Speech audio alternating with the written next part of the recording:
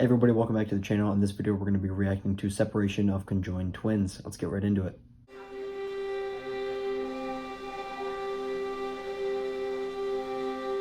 At Children's Hospital, we have a legacy of twin separation.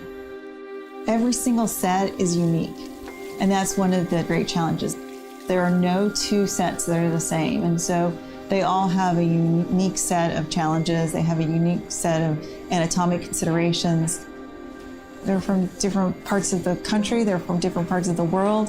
They have families that are invested in a huge part of the care, and so that is different in every instance as well. There's a great deal of humility that we approach each of these situations.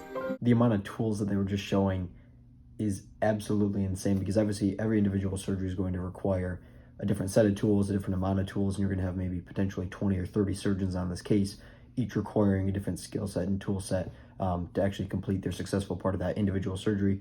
That's such a macro part to make up this whole separation surgery of these conjoined twins. That's crazy. We plan, and then we plan for all the contingencies, but there's still that unknown thing. And so in many ways, I feel like every time is a miracle.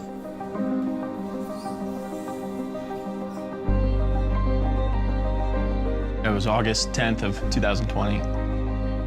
They just wanted us to come in, get routine heartbeat checks, and the heartbeat checks would just show a healthy heartbeat. So we thought we were having one kid the whole time. And I sat down, and the ultrasound tech kind of looked at the ultrasound and put the wand on my belly, and I thought, what is that? They're like, is there two of them? And she immediately took off the wand, and she said, I'll be right back. I gotta go get the doctor.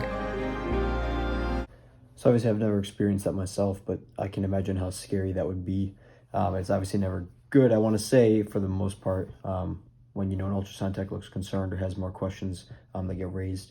It is pretty crazy though that she said that there was one heartbeat. I wonder if that would mean they're doing a transplant or donation or something like that, or they put them on the list and one of them gets the heart and the other one has to wait. I don't know how that would work.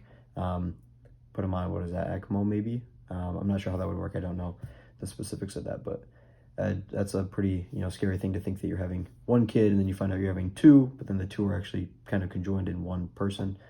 That'd be a lot to take in. But when they came back in and told me like their bellies were connected, I thought like, that's okay. We'll just separate them. Slowly we started to determine, what were our next steps? How serious is this?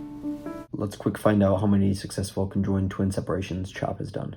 So as it turns out, more than 28 pairs of conjoined twins since 1958 have been separated by the Children's Hospital of Philadelphia. That's crazy, especially because conjoined twins occur in roughly 1 out of every 50,000 to 60,000 births. That is, 28, in all things considered, is a lot of surgeries.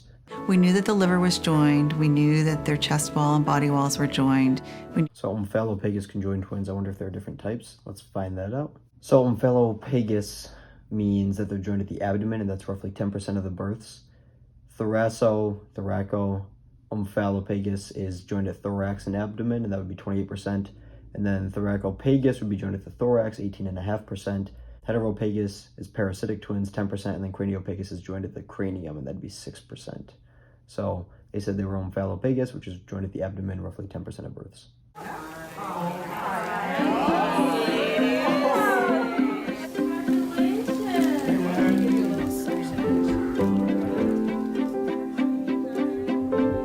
The delivery day was wonderful.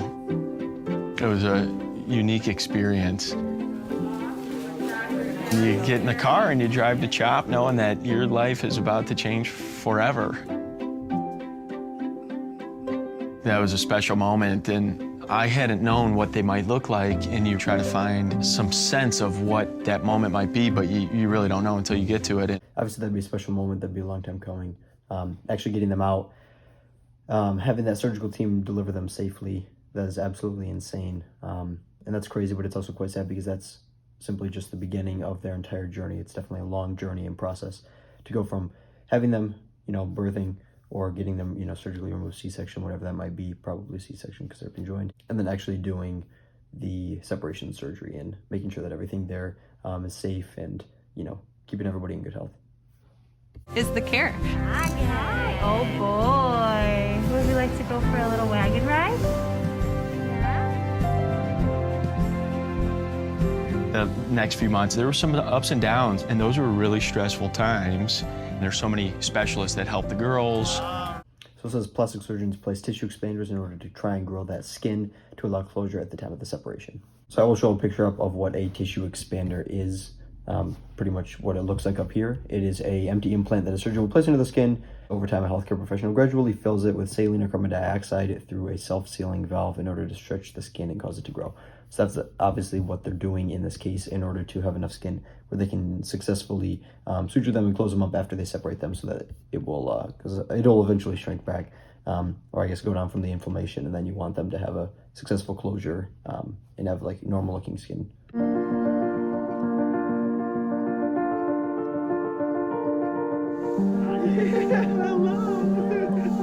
We woke up at 5 a.m.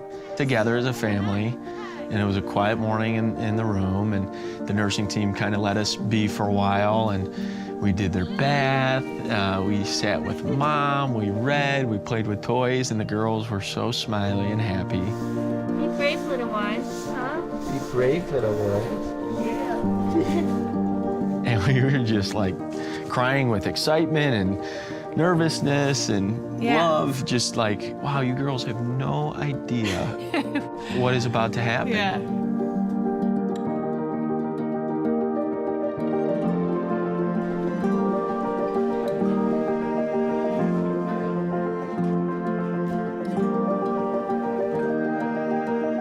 When you can see in that freeze frame there how many people are in that room, and that's only from one angle. There are more people to the left, to the right, there are more people behind them.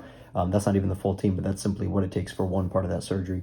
Like this might be whatever it looks like, maybe the GI team, because it kind of looks like they're doing something with an endoscope on the TV, because they were separated, or they were conjoined at the abdomen, so maybe that's who it is. That being said, there, like I said, maybe 20 or 30 people on this case, because as you can see in the freeze frame, there are 1, 2, 3, 4, 5, 6, 7, at least 9 people. So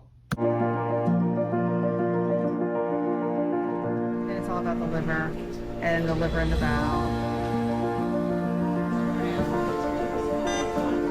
So the Alta Valley twins, you have Addie on the right and pink, we have Lily on the left. Once we have separation, we'll move to another table, and then it will be the reconstruction process.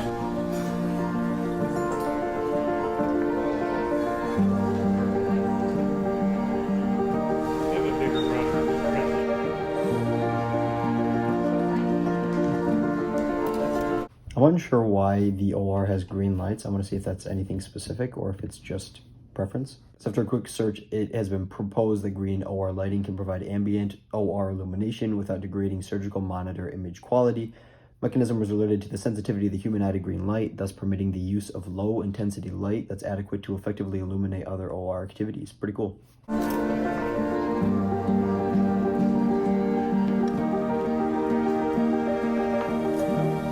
The part about pediatric surgery that's always been so attractive is that you fix things, that you're making me feel, that you get people onto where they need to go. You see a problem and you can do something to take care of that problem. And so that's, to me, the most attractive part of it all. And the sort of being part of somebody's life. So it's an incredible thing when a lot of people come together and go the extra mile.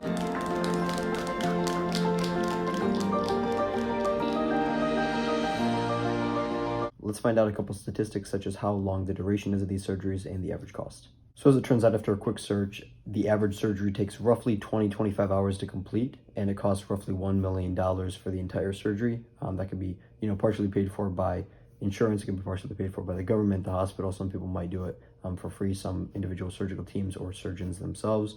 Also in 2019, there was a case of one conjoined set of twins who were attached to the head, underwent a 55-hour surgery, and they were successful. And so I haven't seen an update on that. It's 2019, so I guess 3 years ago now. But in 55 hours, when the average is 20, It also says that it's a 1 in 10 million chance that they were successfully separated and undergo that surgery. So that's very crazy as well.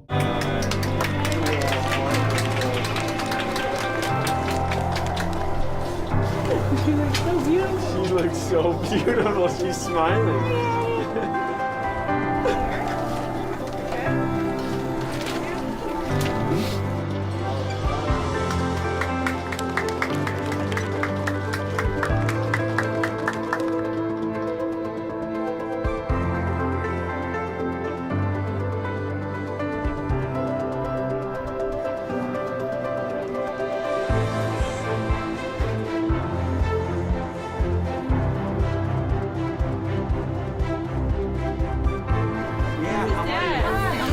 Respiratory. I met Mom earlier. I got